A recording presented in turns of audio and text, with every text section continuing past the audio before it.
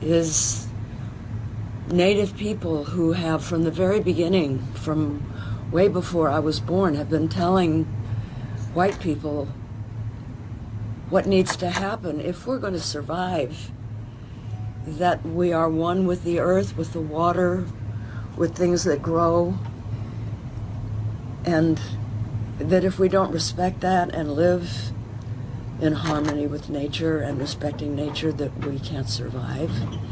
And yesterday I was very moved when the elder that made the prayer at the luncheon of thanks. Remind me his name, Leah? Jay Taken Alive. Jay Taken Alive. And he said, when you pray, lift your palms up to the stars, because we come from the stars. And, you know, I realize that has now been proven by science. We are all made up of molecules from the stars. Mm-hmm. And quantum physics shows that we are all one. We are just waves of energy. And it moved me so much because Native people have known that from the beginning. They didn't need science to tell them that. And it's to our detriment that we didn't pay attention. And we're at a situation now where it's almost too late. We've done so much damage.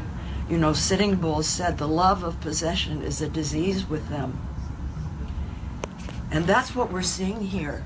The love of possession is a disease with them, which means greed. And that's what the pipeline represents, greed. We don't need fossil fuel. We have wind, we have sun. In fact, that green energy is less expensive, and it provides more jobs than fossil fuel industries do. And so this is the direction that we have to go in, and this is what the people that are gathered here, standing with Standing Rock, are saying in a prayerful way. Pipelines and oils that can desecrate sacred land and spoil our water will be the end of humanity. Not just Native Americans, not just the people who live here, but everyone. And that we have to understand, we have to finally, we Europeans, wake up to the message that you have been telling us for centuries and centuries, because we're almost at a tipping point. Once we pass the tipping point, there's no going back. One of the reasons that I'm so moved and happy that I've been here is that it's a message of hope, especially from the young people. And you do feel that the ancestors are here. You feel that Sitting Bull is here. Yesterday during the prayer, I saw the presence, and my friend with the youth council, Leha Spoonhunter, he showed me a photograph that was taken, I believe, in early October, when the youth went down to the front line as a group, peacefully in prayer, and photographs were taken. And in the black sky above them were these orbs of light. And I saw them and I knew what they were, because I've seen them in other photographs before, in other sacred places, like in Ireland. And those orbs are spirits, and they go to people who need help and support. And that was so moving, and I know that it's true. And I wanted to come here now, and I wish I could stay longer, but I'll be back, because I wanted to be able to see with my own eyes what was happening.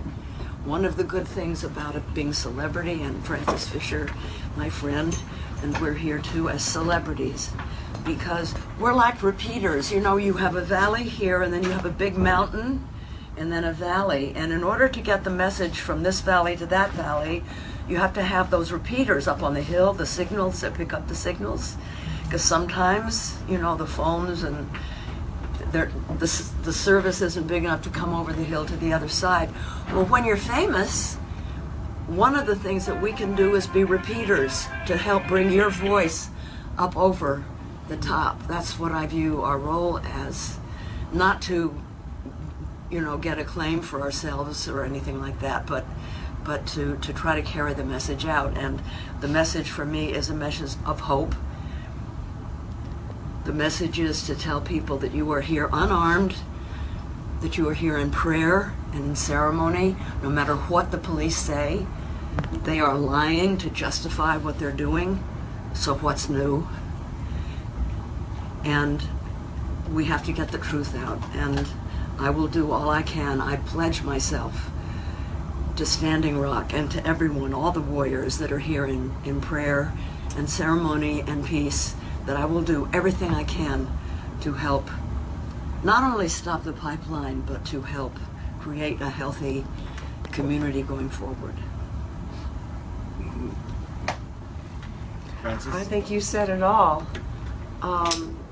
I've been here since Sunday before last, almost 2 weeks, and I had a couple of contacts here in camp, and I have met so many people who have opened their arms to me and given me the most amazing hugs, because I've been watching. I follow Digital Smoke Signals, the amazing work of Myron Dewey, but there's nothing like being here and feeling what it is to be at camp. It was very distressing for me to be on the bridge last Sunday when the militarized police attacked the prayerful people, the water protectors. I didn't get right up to the front lines, but I got close enough to record. And there, in the recordings, you could hear people singing and playing their drums. There was no violence where I was. Yet I saw, the attacks with the water cannons and the pepper spray and the concussion grenades. And I've never seen anything like that. It was as if they were at war with these peaceful people. And I opened my room to the medics who had worked all night. And some of the stories they told, some of the photographs they showed me, not of people, but of the welts that were on bodies. And the bean bags, I never knew they make such an impact and bruise, and then the pellets they spray out and hit the other people who are around that person who got hit. I'm thinking, why are they so scared of prayerful people? People who are the original environmentalists. You all know what it is, as Jane said, how to take care of the land, how to take care of the water, how to take care of your next 7 generations. And it's a message that I think one of the positive things that is coming out of this terrible situation, which I feel is ground zero for so many issues, is that people are learning about you in a different way. I've never heard of a group who speaks about prayer in such a way that is what your culture is. It's all about prayer, and it's something that seems to be lacking in the European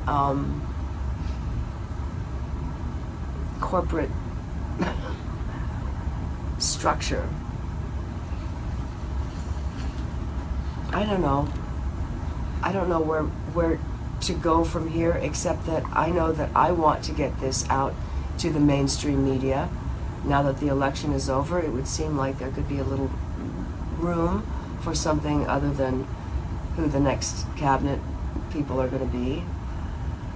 I think about how there has been no communication from our president about this, even though Kendrick Eagle, I don't know if you all saw his video, you know, he's one of the youth who went to see President Obama, and he told his story, and the president said that he was going to help as long as he was in office. He would help. And he's got how many weeks left, and he's still yet to help? I don't understand what the silence is. I bet he will. I feel he will. When? Well, Before January 1st, I hope. I think. Yeah. I just feel that he will. Well, the moment he said we'll let it play out in a few weeks, look what happened. You know, we're living like in dog years here where he's making decisions. You know, we know he's listening. We know he's watching. He came to Standing Rock, and he met with the youth, and he was apparently very, very moved, deeply moved, he and Michelle. And as a result of that visit, he created Indigenous Generation, Generation Indigenous, which has, from what I've heard from the youth that I've spoken to, been a really wonderful thing, because the more intercommunication, intertribal communication, the more stories can be exchanged, the better. And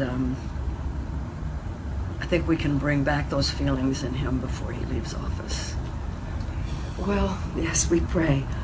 He proclaimed the month of November Native American Heritage Month. And people are being thrown into jail and arrested and attacked by militarized police and lied about, trying to turn the story around and make it look like it was the water protectors who started fires, when you can see it all in the footage.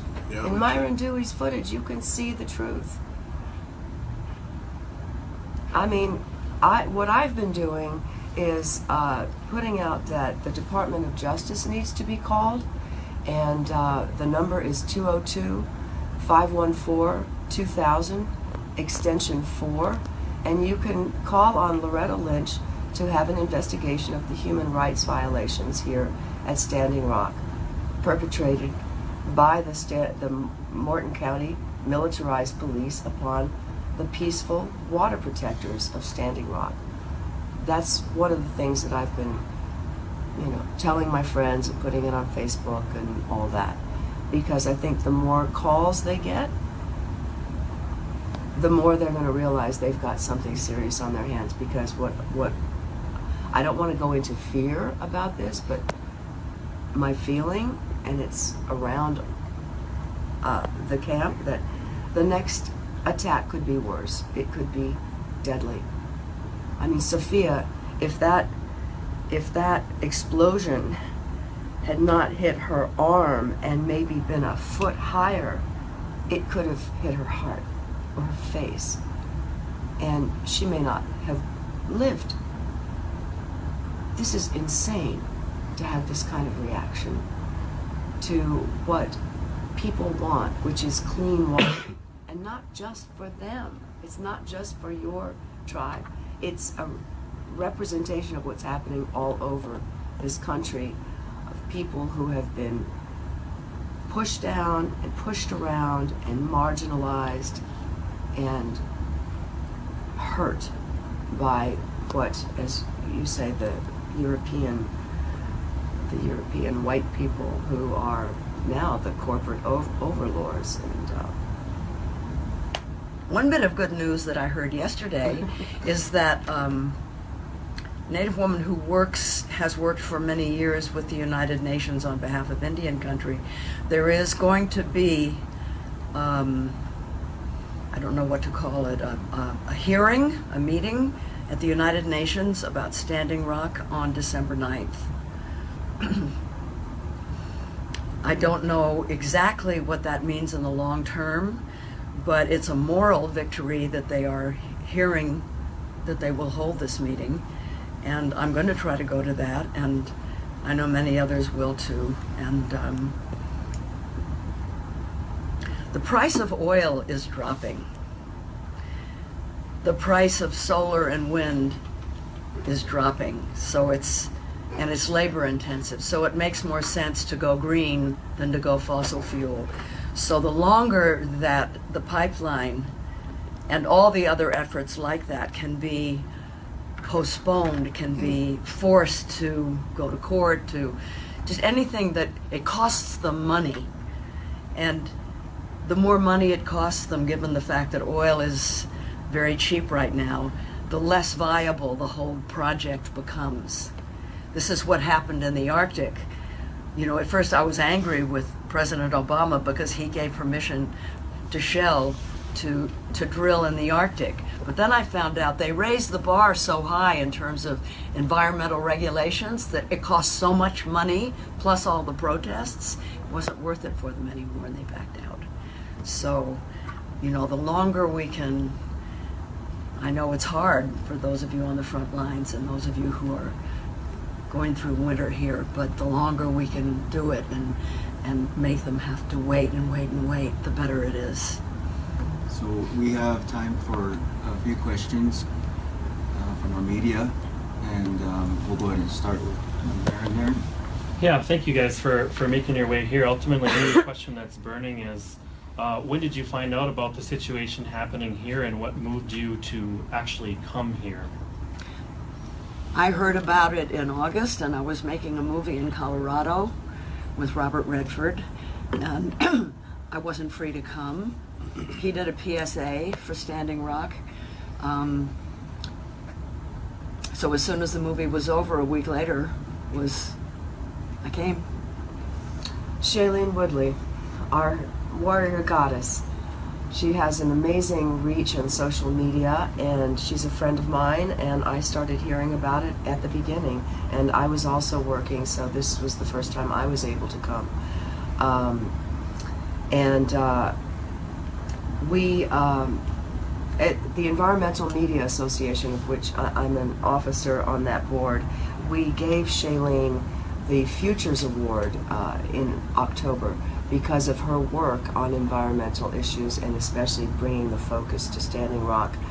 And again, we want to be able to reach out to the mainstream media, and we gave her the platform. If you go to Emma Online, you can hear her speech. She's an amazingly well-spoken young woman, and she talks about that, what is going on here, and hopefully that is going to create a ripple effect and more people will hear about it.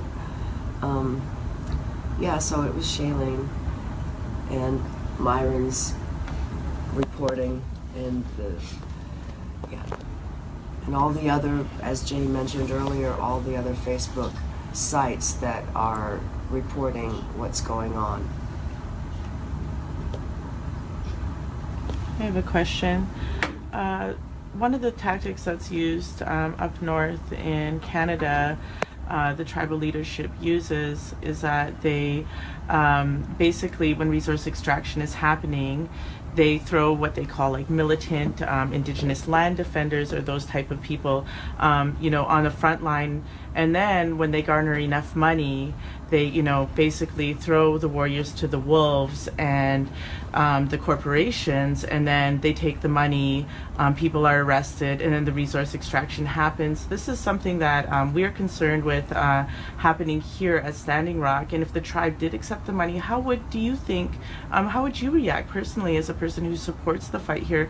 And also, how would the world react if that happened? Well, it would be terrible, but I'm so surprised to hear that because I've spent quite a bit of time in Canada, in Toronto and in Vancouver at various rallies with Indigenous people. And there, the environmental movement is led by First Nations people. Yeah. And they have stopped so many pipelines, putting their lives on the line, putting their bodies on the line. And they are paid great honor. They have a great deal of respect from people in Canada. So I'm surprised to hear that. But if it ever happened, it would be reprehensible. It would be terrible, and it should be condemned. Any more questions? I have a question. Yes. I'm really grateful that you guys are here, and I think it's a really good example, along with Shailene Woodley, that people in Hollywood are coming and using their the pool that they have within the mainstream media and just mainstream people in general, why is it that we're not getting more support from Hollywood or people in Hollywood? Do you feel, or is there just a push not to become involved in political issues, or, I mean, do you feel comfortable to? I can't speak for anyone else but myself. I don't know. I don't know. There are people who are holding up the sign, I stand with Standing Rock, and, you know, putting it out there. Who was it? The guy who played Thor? One of those. Chris Hemsworth. I think it was. Yeah. I mean, so people are doing that. I don't know if that's enough. That's something that maybe we should work on. Rally all of our friends. Well, I think there's a lot of involvement. What was there was a unified action. It was all across the country, but all over Los Angeles. There were people, including celebrities, that were speaking. Well, that was on the 15th. Yes, it was on the 15th. I was here, so I didn't. And it was powerful, and it got a lot of media coverage. Mark Ruffalo has come and been extremely helpful and generous. Margot Kidder, Rosanna Arquette, Patricia Arquette. I raised money for 2,700 pounds of bison, and actually I paid for that, but the Mongolian yurts, there's 20 of them coming. I got money from all kinds of celebrities. So I think Hollywood is with you, absolutely. Not everybody can come here, but there's a tremendous amount of support. Like, since I've been here, I have seen, with the help of Leah, what some of the needs are, and I'm going to go back and I'm going to ask them for money, and they're going to give it, and I know they will. I have a question. I think what's important for us, for you guys, for our native media, is to be prepared on your behalf of your tribe, your community, and to be fully ready to articulate our needs, what we're doing here, what we need with media, and what's going on here at the different camps. You know, that's what I've seen. And so when we see our non-native relatives coming in, we can hand them something to educate, but we also need our non-native relatives to have somebody there to educate them, because we're spending a lot of time re-educating America. We know everything about Americans, everything, because we've been forced in colonization, but still America knows nothing about us. And I think that in the reporters I've had come down, we've had very big issues with Fox not telling the truth. We can heartfelt, we can cry to them, but that time is past. The other one is coming to us, well, we're here to help you. Well, we're already helping ourselves. Where were you in the last 100 years, Right. the last 10 years, last 5 years, and where we are today? So it's important for our non-native relatives to find those ones that can help articulate what's happening through Indian country, through our native professors, our scholars, our medicine people that we have that can help educate. But we're spending a lot of time re-educating America as they come here, and they're on Indian land. The United States is indigenous territory, and they're just like, what? No, I'm from California, New York. They didn't know anything existed prior to that. We still have our stories, our medicines, our Numa Yadwa, Pija Numa Yadwa, our voice. And that's very important. So to honor us is to honor us by educating yourself before you get here. And then to get here, we're having a tough time taking care of the people, and then to come here homeless is not okay. To come here with no, other support just to be taken care of is not okay. That's what we're also seeing many people walk around. And then just to help educate that not all these actions are by all of us. So when we see hurt people, indigenous people doing actions that clearly show that they're hurt, outwardly hurt, and it's not a part of prayer, we need everyone to know that that's not us. It's part of our people that haven't healed yet. Yeah, yes. And it's so important to let our own Empathy relatives is needed know to that. understand that's Yes. what comes, yeah. And I recognize that when I'm there, but just to let our, I apologize ahead of time when you run into somebody like that, to let them know they're not fully healed, and they express it in their actions, in their media, in what they do, what they say, their social media. So just to share those things, and you guys, you've been around many of our indigenous people, you know who can articulate it very well. Yeah, one of the things that has moved me so much, I met the woman. Who's the woman that with the bright red lips that runs the school? Elena Igrosha. Elena, yeah. Mm. And so she speaks Lakota, and she's teaching her young children to speak Lakota. And her father was too ashamed because he was taken away and put into one of these schools and made to feel ashamed about Indians. And of course, it was illegal to speak the language. And so he never taught her. So the fact that she is speaking and the grandchildren are speaking is now helping him heal Yeah.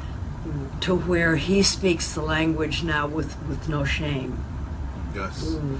And That is such a profound circle through the generations back, you know? oh, definitely. And, you know, when I first started being involved in Indian country, there was a big debate then in 1970, assimilation or tradition. And was especially in the Indians that had become urbanized. You know, they were more for assimilation.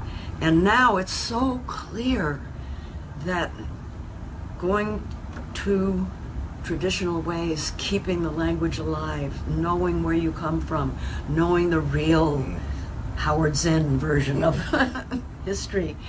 I say Howard Zinn because he wrote the People's History of the United States, and it tells the truth, which most schools don't teach, and how important it is for Indian youth to know their own history. Yeah. And that's why I really want to support this school that's developing at the camp, which is so beautiful. And I'm going to be writing an article for Huffington Post, and I hope you'll all be happy with it, but I'm going to tell the positive stories. Yeah, you've been a part of it a lot of years, especially with Lynetta Warjack. But it's that's been the biggest issue, is re-educating. But I also want our viewers to know that from one Indigenous person to the next is a different opinion depending on their healing from the historical Right, yeah. trauma. So I've seen people come with beautiful teachings.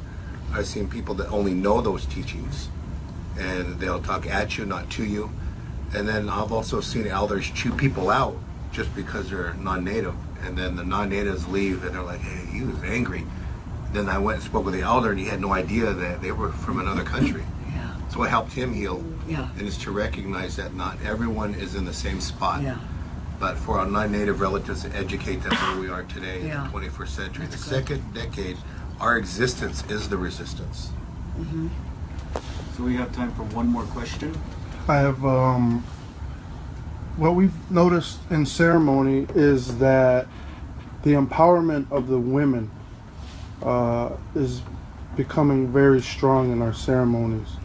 And I just wanted to know if that translates to you and what you've witnessed of how the women are standing. It's so moving to me. As I said earlier, when I came to camp, the hugs that I would get from the women, it's, you know, the old Hollywood hug is like this, right? Hey. But they fully embrace, and I could feel myself relaxing and blending in with the people who hugged me, especially the women at first. And just that simple act of holding is so healing. And there are mothers, and to me they represent the water. They represent Mother Earth, because women can have children, and that's what Mother Earth does. But women are also warriors. Women are Hell going to the yeah. front line. That was the one problem I had with the prayer yesterday when the elder was speaking of the quote from Sitting Bull, I don't fight because I'm on the offensive, I fight to defend women and children. And I'm thinking, you know, we don't necessarily need people to fight for us. We can fight. And all around the world, you know, the saying is women hold up half the sky. Women are leaders in a different way, but we need both. Yeah. We need both. But women are the agents of change, especially young women who haven't absorbed the oppression for as long. And so the young ones are the ones that we have to give our attention to, because they can become the leaders. I mean, Winona LaDuke, Wilma Mankiller, talk about fierce leader. My God, she was such a great chief of the Cherokee. So, yes, women are the future. The girls are the future. The girls will bring the boys along. That's what I think. Leha? Well, this movement has been started and led by youth. What would you say to them, to Native youth, to continue? Like I said, they've been a big part of this movement, starting with the run to Washington, D.C. What would be your message to them? I asked the tribal chief, the tribal chairman, David Alcabo, where did the strategic focus on water come from? And he said it was the young people who said, we have to fight for the water, and we have to fight prayerfully, but we have to fight. And it was the young who ran to Washington, and that experience of the running was what made a lot of people aware of Standing Rock. And I think, God bless the youth. Stay strong. Stay strong. Listen to your elders and then teach us and learn and be proud of what you represent, because what Indigenous people represent is the truth. I'm speaking of the ones that have not been so wounded that they have, at least for now, lost the spirit. But those who have the spirit in them, they are the truth. And you've been telling us the truth for so long and we didn't listen. So keep teaching us, because it's the only way we're going to survive. And really, your message is what is sacred and is what it can save not just you, but all of mankind, humankind. And to keep reaching out. The social media platforms are amazing, and the reach is getting wider and wider all the time. Keep running, keep speaking up, and let us follow you. One more question, and we'll end. All right. Speaking on women and youth, I don't know if you've heard about the woman who was charged with attempted murder, Red Fawn Fallis. If you know anything about it, is there anything you'd like to share with our viewers and how they can help and how you intend on helping? Well, we need to bail her out. First of all, she was framed. She's accused of attempted murder. They said she had a gun. And the videos and the witnesses that were there say that was not true. She couldn't possibly have a gun. She was being pinned to the ground by police officers, and nothing of that.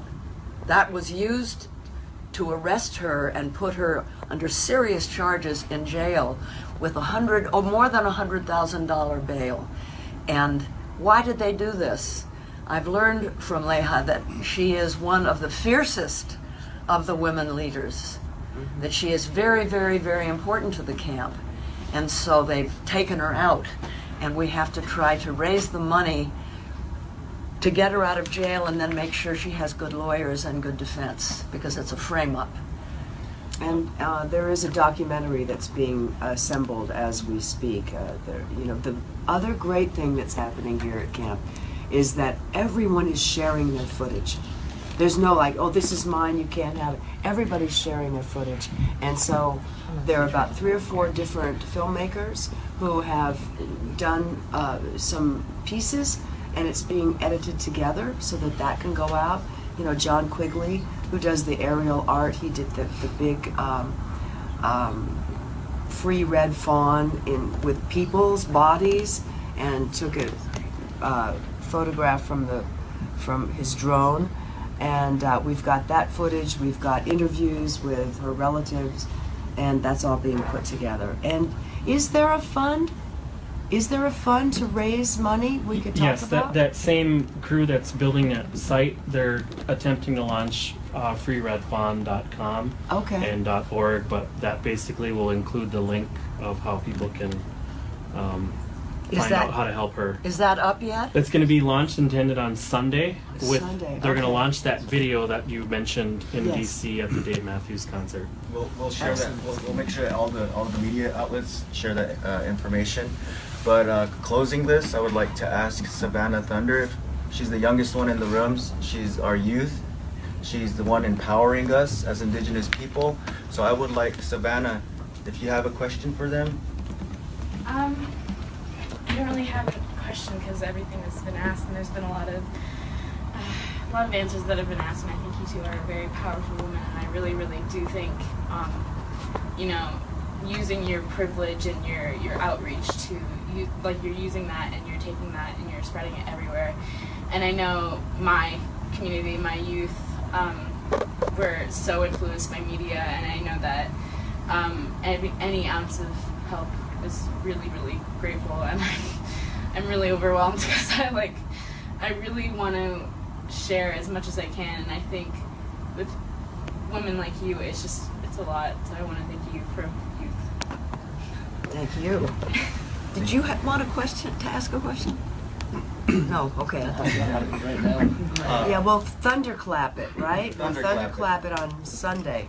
So on behalf of the Standing Rock Sioux Tribe, the camps, the youth, the Indigenous youth, the people, Indigenous media, we would like to say thank you to each of you for taking the time out of your busy schedules for coming here to Standing Rock and showing your support and standing in solidarity and prayer with us. This is a powerful movement, and you know, no matter what race, age, or religion, we're here together, we're praying together, and we're going to stand together to end. Thank you, William, and thank you for making it possible for us to talk to the Indigenous media. This has been a special thing for us. Thank you. Thank you. Thank you. I mean, you don't have to Oh. record me. I just want to, I want to say thank you to my brothers and sisters, my native media friends here who are here every day covering it. This is my third time coming back, and I want to be here as long as I can. So I just want to say thank you, Myra, and everyone, you know, for sharing what you've been sharing, that I continue to share, and of course to these two wonderful ladies for being here, for sharing your words and things from your heart. Listening to my daughter Savannah as a mother, I'm watching her going, oh my gosh, that's so cute. So yeah, just thank you again from the bottom of my heart for being here, for everything that you are doing, and the message, spreading message. Well, we're here for the long haul. We're standing with you for as long as we can. And wherever we go, we spread the message. Like I'm disappointed that I have to leave early. I have to leave on Sunday to go work, but I'll be in Montreal, finding people there and spreading the word. And if you've got our numbers. If there's ever anything that urgently needs to be done, text us or somehow so we can get the message out, because there is so much to look for, you know, to go to the sites. I don't have a secretary, but I have a cell phone. And if something is urgent, you can get a hold of me and I will spread it around. And I'm going to Get write to going. Obama. You're going to write to Obama and you can do I can get a letter to him. Yeah. Just fly to the White House. Just go to the White House. No, I know how. No, I'll send him an email letter. I know how to do that. I know how to get to Trump too. All right. Thanks. You know he Stop at the jailhouse divested. and You all get know that red he flag. divested. Yeah. What? He divested from the pipeline over the summer. I just wanted to say one thing and thank everybody. Like she was saying, it's everybody, and it's not like you guys are coming in here as heroes to save the day. It's everybody. Myron's doing something what he does. William, right here, the sister here, and all the warriors in camp, the frontline people, the people chopping wood. John Bolenball walked away from money to tell his story. And everyone, all you guys, Leha, the youth, the runners, and we're seeing when we come together how powerful we are when we come together. Different roles, but all together. Everybody does what they can. Yeah, we amplify the message. That's what I feel that my purpose is. So thank you, everybody. Thank you, everyone. Thank you. Yep. Thank you. Thanks for taking it.